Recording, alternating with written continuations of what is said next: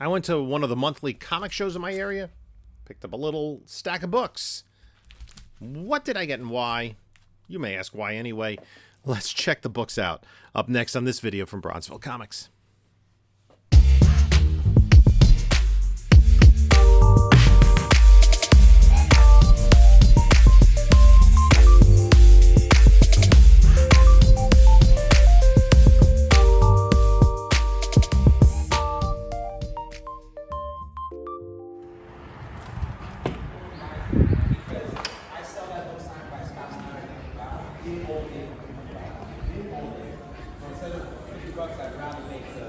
Hello, panelologists. This is Jim from Bronzeville Comics coming to you with another video. Please like, comment, subscribe. You know what to do. So this is the Route 110 show in Melville, Long Island that comes around every month, and it's a good local show. Get some good books. I went there, and I saw Street Side Anthony digging through bins, and he was going through 50-cent bins. I'm like, there might be something here. So I picked up. This is Saga 35. Figure that's a popular book. Shadow Cabinet 1 from Milestone. Batman the 10-Cent Adventure. This had been a little bit of a bump book a couple of years ago because that is a Superwoman character. Nothing came to fruition with that. Uncanny X-Men. This is a little bit lower grade. This is the first appearance of the Magneto clone, Joseph. 327. Uncanny X-Men 435. Pick up X-Men for 50 cents. Issue number 426. 2 copies of Thunderbolts number 2. This is the 3rd volume. And again, I'm not being too... I'm just kind of going on what I see. I'm not being too discerning, not doing a lot of research while I'm in a 50-cent bin. Ravage number 1. This is written by Stan Lee. Spectre number 1. This is the Hal Jordan Spectre. Why not? Adventures of Superman 500 in the white poly bag. I couldn't for 50 cents. This is probably the best book I got in the batch. This is Wonder Woman 195. It's an Adam Hughes cover. Not one of the cakier covers or cheesecakier, but it's still an Adam Hughes cover for 50 cents. Why not? Alpha Flight number 6, and now Puck. Amethyst, I said, I didn't collect this when it came out, but at 50 cents, maybe I'll try to put a run together. Issues number 2 and 6 of the 12-issue limited series. Detective Comics, $5.99, first appearance of Henri Ducard. And also, I'm of the opinion, that's a terrible cover. Written by Sam Hamm, who wrote the Michael Keaton Batman film. Green Arrow number 1. This is written by Kevin Smith. This, because it's an Elementals, I think I finished off both volume 1 and 2 of Elementals by Bill Willingham. This is from Kamiko. I Need Justice Machine Annual with their first appearance, but this was a 4-issue limited series. I just have issue 1. JLA number 1. That's pretty cool from Grant Morrison run. That's a good read, if nothing else. And then I picked up issues, put them in the right order, I guess. It doesn't really matter. 2, 3, and 4 of Red Tornado. I saw these, and it was kind of fortunate because I had gotten in a recent collection, that like $100 collection, issue number 1 was there. So now I'll complete the run. I do have the complete run myself, but just in case somebody wants it. Then I went to like the better stuff. Half price tables. Coyote number 13. First cover artwork by Todd McFarlane. This is going in a 9.8 spec, 9.8 contender pile. Need to clean press. The official motion picture adaptation of Steel. I don't know if I had this. This is Shaquille O'Neal as Steel. One of the worst superhero movies ever made. It's really, really bad. I haven't seen Catwoman. I don't know if it's that bad, but this is like Superman Quest for Peace bad. Star Wars Special Edition number 1. Grab that. This is a special edition. This is of Darth Vader number 1, the first appearance of Black Chrysanthemum, who was in the Boba Fett series as a Wookiee bounty hunter. Well, I could see that character coming back. That was an interesting character.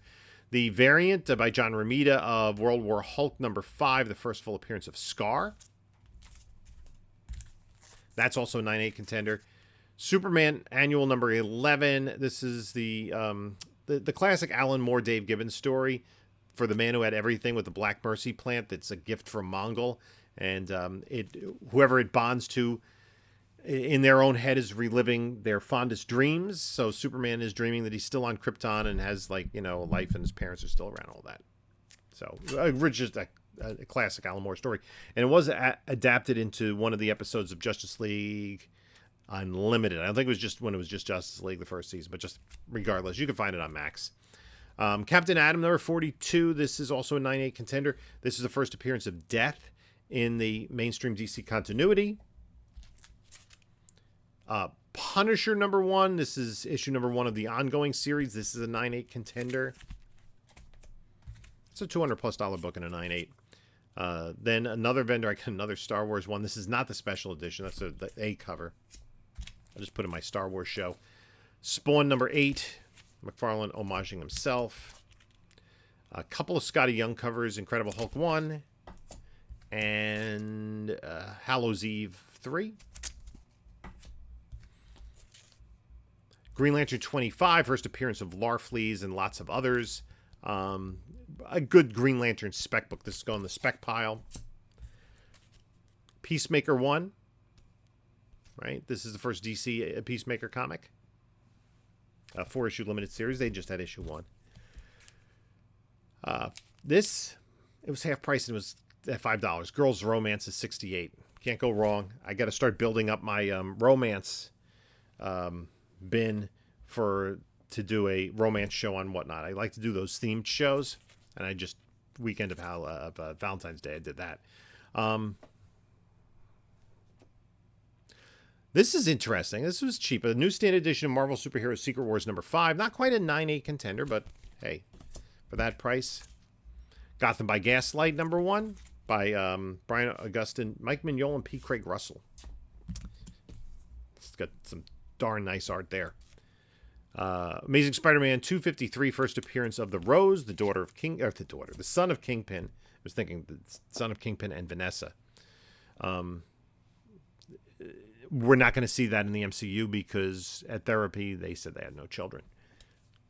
Amazing Spider-Man 258, the first appearance of the what is that where he has the bag over his head and wearing the FF uniform? Bodacious Bagman or whatever it is. Batman Beyond number 4. This is one of the few issues of that initial limited series that didn't have any first appearances. This one, I'm going to look to get graded. This is a book that I picked up a lot of. It's fairly sharp. Does need some work. Love to get it in a 9/8. Not that it's a book that sells a lot in 9/8, but it's also a good spec book, and it would be in my personal collection. Anyway, this is the first appearance of Karen Beecher, who a few issues later becomes Bumblebee, a character I've been specking on. They've used her a lot in the animated stuff, a little bit in Young Justice, more so in DC Superhero Girls, also in Teen Titans Go. I could see the character coming in. It's good. Bumblebee is DC's first female African-American heroine. And she's the girlfriend of Mal Duncan.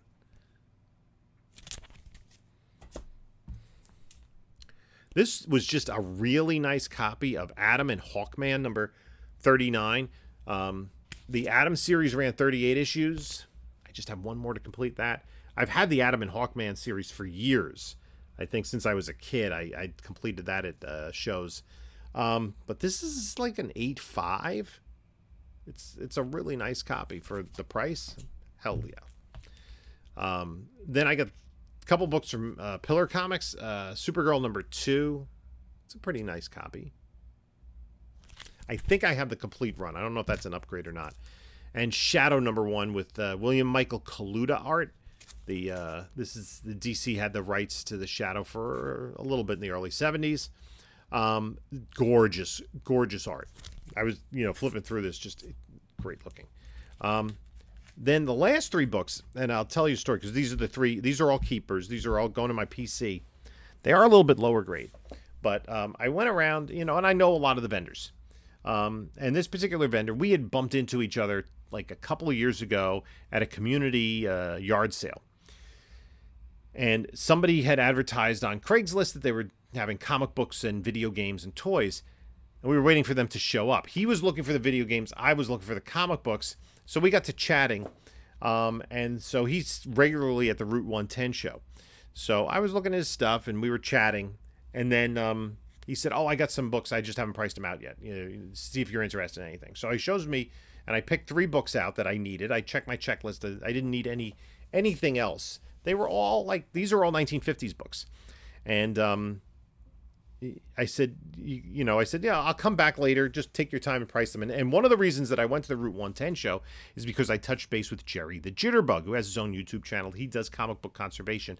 And he's worked on a book for me in the past, so I gave him a book to work on, a copy of Superman #6, which has brittle pages. It was too fragile to encapsulate by CGC, and I'm hoping that Jerry can kind of deacidify the book.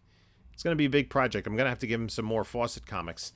But it's going to be a challenging project and an interesting project. And I would love to just enhance the lifespan of that comic book. I mean, Superman #6, I got it in a collection.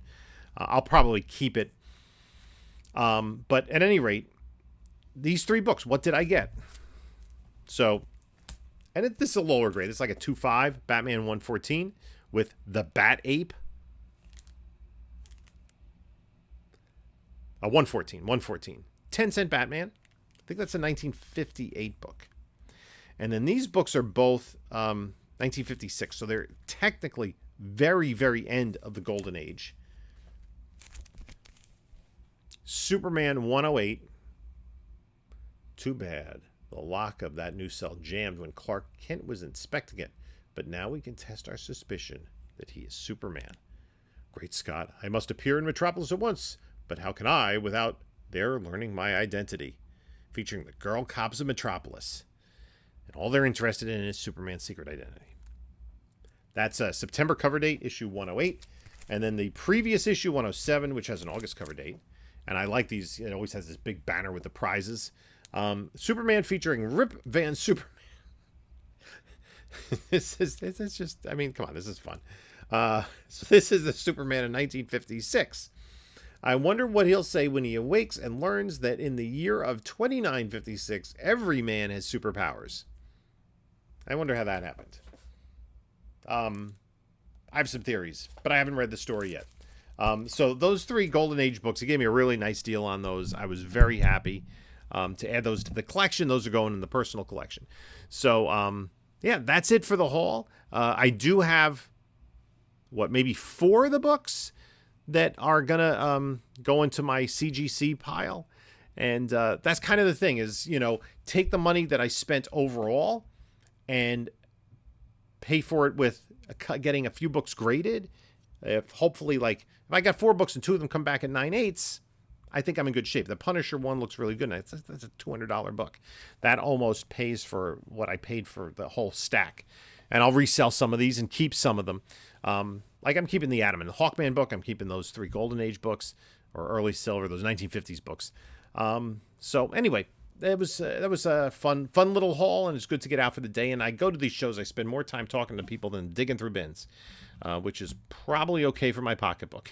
So anyway, I'd like to thank you all for stopping by. You can take a look at a couple of my other videos here. And this is Jim saying until next time, enjoy your comics.